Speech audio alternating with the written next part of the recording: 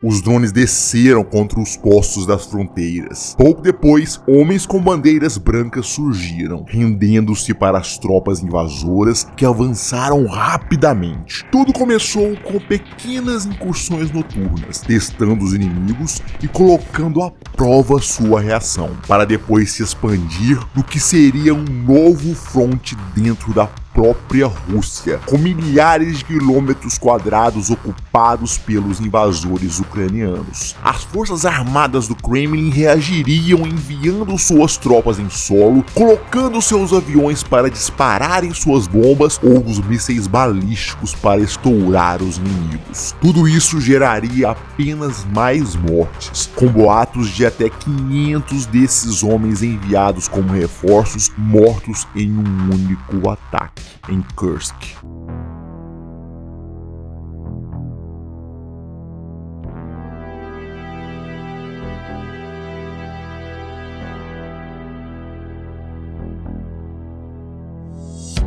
Os russos de Kursk saíram às ruas em 2022 para festejar a partida das tropas rumo ao sul, durante o início da invasão da Ucrânia. As bandeiras com as cores branco, azul e vermelho tremularam enquanto os civis acenaram felizes e filmaram o comboio verde-oliva que passou pelas ruas, tendo como próximo destino a fronteira, talvez atravessando para o oblast ucraniano de Sumi.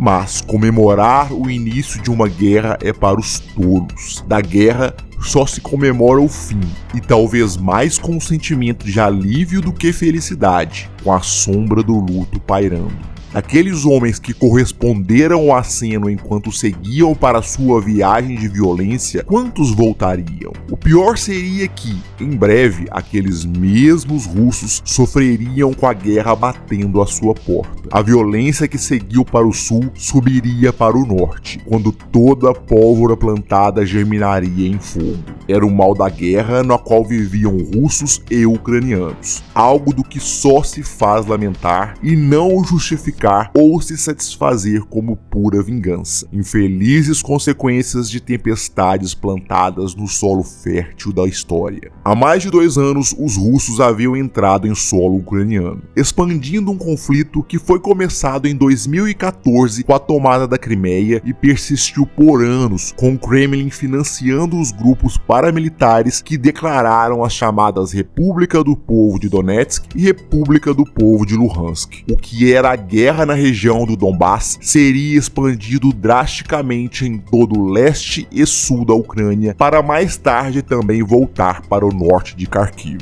Em agosto de 2024, a Rússia havia tomado a iniciativa no campo de batalha. Estava à frente e tomando territórios principalmente em Donetsk. No entanto, é preciso salientar um fator. Em 2019, os russos detinham 7,3% das terras ucranianas. Em março de 2022, chegaram a um ápice de 27% após a invasão. No entanto, a primeira contraofensiva ucraniana foi decisiva para reduzir as forças ocupadas para cerca de 19% após novembro de 2022, caindo para 18% até março de 2024 e se estabilizando nessa área. Os cálculos falavam de cerca de 109 mil quilômetros quadrados ocupados pelos russos, longe do pico de 163 mil de março de 2022. Segundo os próprios russos, no ano de 2024 até maio, esse território foi expandido em 880 quilômetros quadrados. O custo disso tudo variava conforme o que se utilizasse nos cálculos. Exemplo, um estudo de 2023 estimava o custo apenas de gastos militares diretos, podendo chegar a quase 132 bilhões de dólares até 2024. O Pentágono estimou cerca de 211 bilhões de dólares. Isso não seria motivo para a falência da Rússia, claro, pois seu orçamento para gastos militares era de 120 bilhões anuais. Falar da economia do país exigiria comentar sobre outros fatores que não cabem nesse vídeo. O que cabe é salientar a discrepância entre os valores gastos e os ganhos nos campos de batalha contra um país muito menor e que era estritamente completamente dependente de equipamentos externos. Claro que isso não significa retirar o fato de que a Rússia estava avançando em Donetsk e colocando as forças de defesa em uma situação cada vez mais difícil por lá. Os custos para a Ucrânia eram mais difíceis de serem calculados, como colocar preço em cidades inteiras transformadas em monumentos macabros aos deuses da guerra. Com uma população em declínio e precisando usar apenas seus próprios soldados nos equipamentos entregues pela OTAN, o impacto demográfico era muito alto. Ah, sim, claro, alguns falariam que eram as tropas da OTAN que combatiam, mas são os mesmos que comemoram a verdadeira escassez de soldados, a falta de rotação de tropas e as imagens terríveis de homens tentando fugir do recrutamento nas ruas ucranianas. Tudo isso levou a 6 de agosto de 2024, quando surgiram os primeiros alarmes de que a Rússia estava sendo invadida. Não eram tropas mirradas como a dos grupos de Belgorod. Era algo muito mais ousado e inesperado.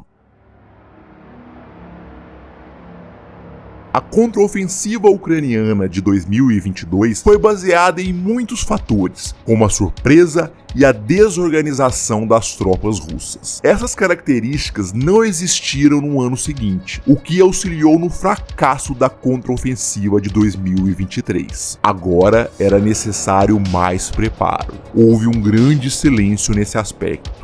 E, durante isso, os sons da guerra foram ouvidos de outras maneiras. Primeiro com as invasões em Belgorod em 2023, com grupos de russos anti-Putin, como a Legião da Liberdade da Rússia e o Corpo de Voluntários Russos. Essas incursões testaram a velocidade de reação dos russos e a distribuição de suas tropas. O mesmo aconteceu em 2024 em Kursk. As tropas do Corpo de Voluntários Russos adentraram o território russo em regiões como Tchotkino e na cidade fronteiriça de Lozova-Kudka. Seus blindados se adiantaram durante um período frio, cobertos pelo véu da noite nas estradas do interior, já sabendo onde estavam as trincheiras inimigas mal defendidas. Os homens desceram dos blindados, caminhando com cuidado, os coturnos tocando o chão levemente até avistarem o primeiro alvo. O rifle apontou para o soldado tranquilo em sua posição.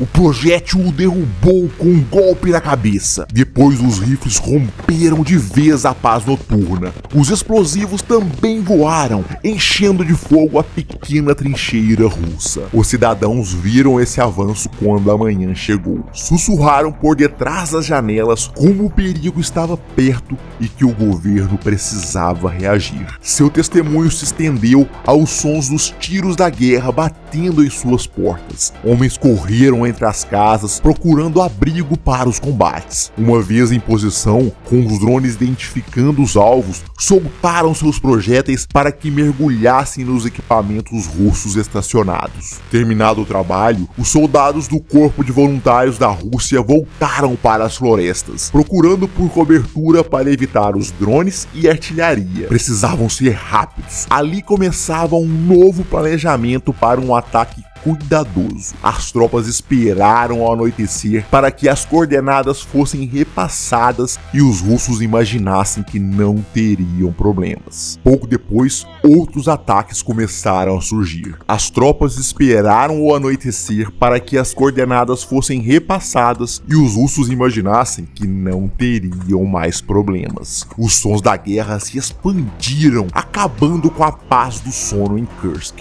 Pouco depois, outros ataques começaram a surgir, às vezes com um alvo pequeno, como um caminhão militar queimando depois do ataque de um drone. Em julho, uma coluna de fumaça surgiu em uma base militar. A massa acinzentada subiu aos céus durante tempo suficiente para os cidadãos de Kursk entenderem que a Ucrânia estava os ameaçando. Imagens de vários ângulos mostraram que, por horas, o fogo consumiu alguns equipamentos que auxiliavam a força aérea. Pouco depois, alguns canais afirmaram que a fábrica de peças de reposição para tratores de Kursk recebeu mísseis ucranianos, compartilhando também uma coluna de chamas. Houve informações de que as imagens eram do mesmo local de um incêndio que se estendeu por muito tempo. os drones começaram a voar na direção de Kursk com mais frequência. Uma torre de comunicação sofreu o impacto e parou de funcionar. Depois, as subestações de energia receberam visitas similares, exibindo as colunas de fumaça que demonstraram o sucesso dos ataques ucranianos. Essa operação foi repetida mais de uma vez. Subestações queimaram, interrompendo a distribuição de energia nas cidades e nas vilas ao sul do oblast russo. O fogo subiu impávido aos protestos irados dos cidadãos de Kursk. Mais antenas foram sendo quebradas, algumas em Sudza, uma cidade cujo nome seria reconhecido no mundo em breve. Os drones foram descendo e causando caos em várias partes do oblast. A Ucrânia já vinha atacando o sistema de produção de óleo da Rússia. Isso se repetiu em Kursk. O fogo nas noites locais foi ficando cada vez mais frequente. As sirenes anunciaram os ataques. Imagens de tanta destruição circularam nas redes sociais russas.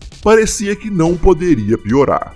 Afinal, o cidadão russo pagava seus impostos para manter a fronteira bem protegida. E os chechenos do batalhão Akhmat, uma força de elite, estavam por lá. No princípio de agosto de 2024, isso seria colocado à prova. Assim começa a história a seguir. E, antes de a contar, é preciso dizer que se baseia muito em imagens e relatos dos próprios russos, como fica exposto na tela. No dia 6 de agosto, as imagens de Kursk continuariam com fogo e destruição, mas com a diferença de que isso seria levado pelos ucranianos pessoalmente. Os combates dentro do território russo seriam feitos por uma força invasora de um modo que não ocorria desde a Segunda Guerra Mundial. Em 6 de agosto, às 8 horas do horário de Moscou, as tropas ucranianas cruzaram a fronteira de Kursk. Segundo as informações russas, as forças de Kiev passaram pelo posto de controle, na fronteira nordeste, na direção de Sudza e Olesnya, e na direção de Nikolaevo-Darim. Um posto de observação a 10 quilômetros da fronteira foi atacado pelos ucranianos. Os sinais da guerra foram mostrados pelos civis. Havia pouca informação por parte dos ucranianos. Mais tarde, seria mostrado o vídeo de como um dos postos russos foi destruído.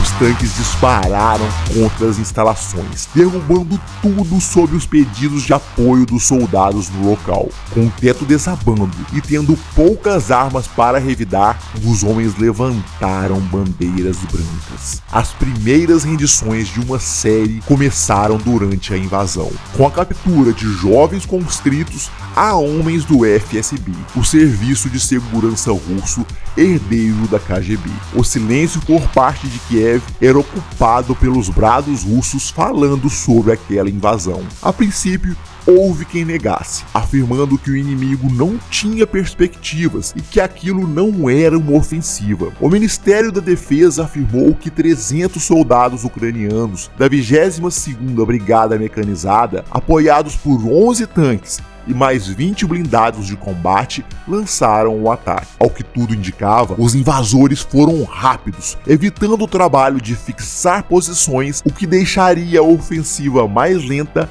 e daria mais tempo de reação aos russos. Apenas seguiram adiante. O contra-ataque russo não tardou a acontecer. Os aviões dispararam pelos céus de Kursk, voando baixo para jogar suas bombas contra as forças ucranianas. Os sistemas de defesa aérea levados pelos inimigos foram atacados pelos mísseis russos. Segundo o Ministério da Defesa, pelo menos 2 foram destruídos nos ataques, algo que ajudaria consideravelmente a força aérea a pressionar as tropas ucranianas. Os blindados ucranianos começaram a explodir em Kursk. O metal foi se partindo e sendo deixado nos campos. Os drones Lancet voaram para sua participação obrigatória nos ataques russos. Uma das primeiras vítimas filmadas foi um veículo blindado de transporte de pessoal Kozak-2, de produção ucraniana. O próprio Ministério da Defesa da Rússia disse que o ataque foi repelido. As imagens ucranianas mostraram o contrário. Uma explosão em Sudza mostrou que os soldados de Kiev estavam próximos, uma casa usada como base militar foi atingida na vila de Koncharovka. Ao contrário de outras partes do fronte, as forças de Kiev disponibilizaram poucas imagens de seus ataques. Sua presença ou sucesso na expansão da área dominada foi mostrada pelos russos capturados ou que se renderam. Já no dia 7 de agosto, o Ministério da Defesa anunciou que havia sucesso em impedir que os ucranianos avançassem ainda mais no território russo. No entanto, havia algo de estranho em tudo isso. O mesmo post declarou que 260 combatentes inimigos foram mortos e mais de 50 veículos destruídos, o que teria acabado de vez com a força invasora descrita pelo próprio ministério no dia anterior. Havia bem mais ucranianos do que foi dito originalmente. Os próprios russos começaram a contar parte da estratégia inimiga quando, no dia seguinte, os ucranianos já haviam avançado mais de 10 quilômetros dentro de Kursk. Batalhões de batedores se aproximaram das linhas russas com uma tática de limpar os céus russos de seus olhos. Sob uma barragem de fogo, dispositivos de guerra eletrônica foram aproximados e derrubaram os drones do Kremlin, assim como uma grande quantidade de UAV que derrubaram os observadores russos no céu. Não por coincidência, mais imagens desse tipo começaram a aparecer em julho e agosto. Drones modificados explodiram perto de Zala Orlan, voando a mais de 100 km por hora, jogando os observadores ao chão. Logo depois, surgiam os drones Mavic modificados com placas para aumentar o alcance de frequência e resistir à interferência eletrônica russa. Esses enxames de fogo e morte desceram sobre os russos, enquanto os blindados foram se aproximando até finalmente os grupos ucranianos se fixarem nas trincheiras russas agora vazias. O esquema foi repetido ao ponto em que a área dominada pelos ucranianos já havia aumentado significativamente para 250 quilômetros quadrados pelo menos. O Ministério Russo afirmou que agora já havia destruído o dobro de tropas do que havia calculado que os ucranianos usaram no início da invasão. Imagens mostradas por conscritos russos, homens jovens que não foram para a Ucrânia e com pouco treinamento, deixaram claro que não tinham condições de defesa. Mas os reforços russos tinham arma suficiente para fazerem os equipamentos ucranianos arderem. Os lançadores dos Iskander foram se ajustando, usando as imagens dos drones para calcular as áreas onde os mísseis deveriam cair. As chegadas dos mísseis balísticos foram marcantes para os esforços ucranianos. Ogivas de até 700 kg estouraram sobre os blindados, deixando homens feridos e aço retorcido nas estradas de Kursk. Os drones marcaram alvos para serem estourados pelas armas russas à distância. As manchas claras em expansão das explosões foram captadas pelas lentes no céu, mostrando que a reação das forças armadas do Kremlin estava surtindo algum efeito.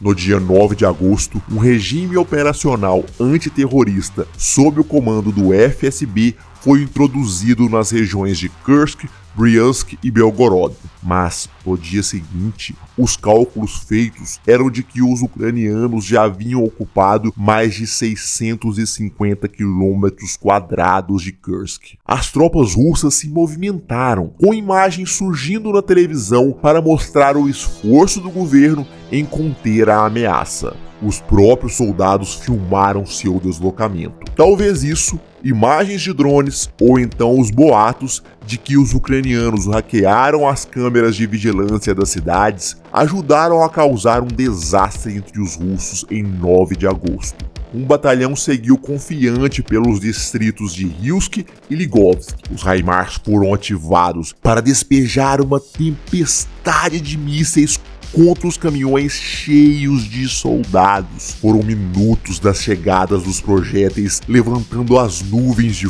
fogo e fumaça que carregaram restos dos homens e seus espíritos. Os sortudos fugiram desesperadamente para as casas ao redor, ouvindo os gritos de seus companheiros ardendo em chamas e as explosões das novas chegadas. Os resultados foram mostrados pelo fogo ardendo forte durante a noite, com homens ainda clamando por suas vidas sob a luz macabra. No dia seguinte, os civis passaram pela coluna repleta de morte, com tantos cadáveres ainda dentro dos caminhões.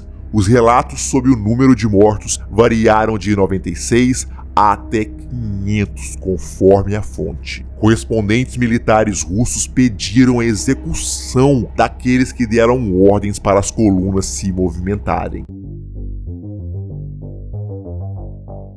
Os esforços russos para deterem os ucranianos surtiram efeito com a destruição de muitos equipamentos. No entanto, a estratégia de Kiev ainda permitiu que os avanços continuassem. Aparentemente, pequenos grupos de batedores foram enviados para as posições do Kremlin em Kursk para testar a reação e a força local. Havendo grandes problemas, eram redirecionados até encontrarem uma fraqueza, quando então a força maior surgia e atacava, flanqueando as áreas de maior risco. Os helicópteros russos estavam em ação. Os Ka-52, que tanto causaram estragos às colunas ucranianas na contraofensiva de 2023, lançaram seus mísseis contra os inimigos. Os 9K-121 Vickers, capazes de penetrar em blindagem, podiam ser disparados a mais de 10 quilômetros de seus alvos. Esses poderosos helicópteros de fato foram usados, mas parte das imagens de propaganda do Ministério Russo na verdade eram antigas e geolocalizadas em outro lugar. Ucranianos mostraram seus próprios vídeos dessas aeronaves destruídas por Memped, algo que faltou na contraofensiva do ano anterior.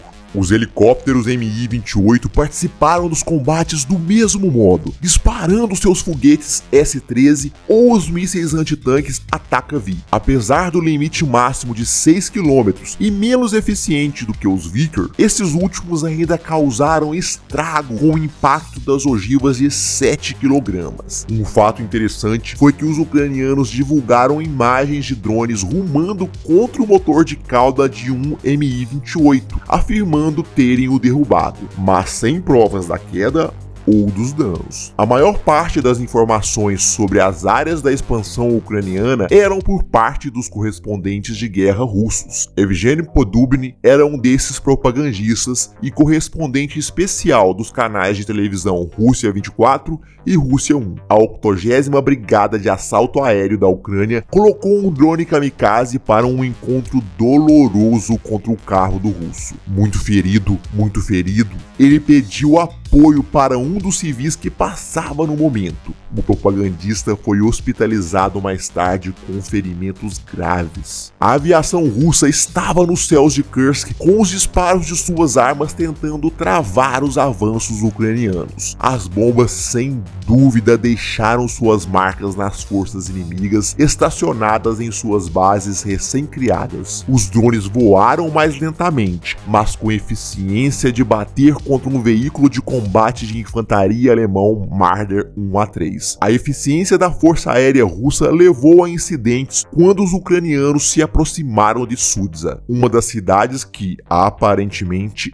eram seu alvo. Um helicóptero Mi-8 abriu fogo contra tanques T-62, destruindo todos. Mais tarde, os ucranianos filmaram os esqueletos de aço do que eram, na verdade, tanques russos destruídos por fogo amigo. As tropas de Kiev finalmente chegaram a Sudza, ainda na primeira semana de ataque. Seus drones mergulharam contra o posto de defesa russo, destruindo a infraestrutura. O concreto não aguentou e nem mesmo o moral dos homens suportou a pressão, com a rendição de até 50 dos soldados designados para guardar as bordas da cidade. A mídia chegou a informar que a Ucrânia já estava chegando a 1000 prisioneiros até 12 de agosto, que isso começava a se tornar um problema na logística ucraniana. Uma verificação apenas daqueles que apareceram em vídeo tinha contagem de 265 prisioneiros. Quando a bandeira ucraniana foi estendida em Sudza em 13 de agosto, as marcas de Kiev já se estendiam por 1.000 km² e 74 assentamentos dentro da região de Kursk. As cores azul e amarela já estavam há mais de uma semana dentro da Rússia, gerando a evacuação de mais de 70 mil civis russos. Até aquele momento, com a maior parte das informações obtidas a partir de fontes russas, como foi mostrado no decorrer desse relato. Era um movimento ousado de Kiev, ainda sem retaliação do Kremlin até aquele instante. Era difícil traçar os objetivos da Ucrânia, mas alguns afirmavam que era para a troca de territórios em negociações. Outros diziam que seria para retirar tropas de alguns frontes no leste e sul.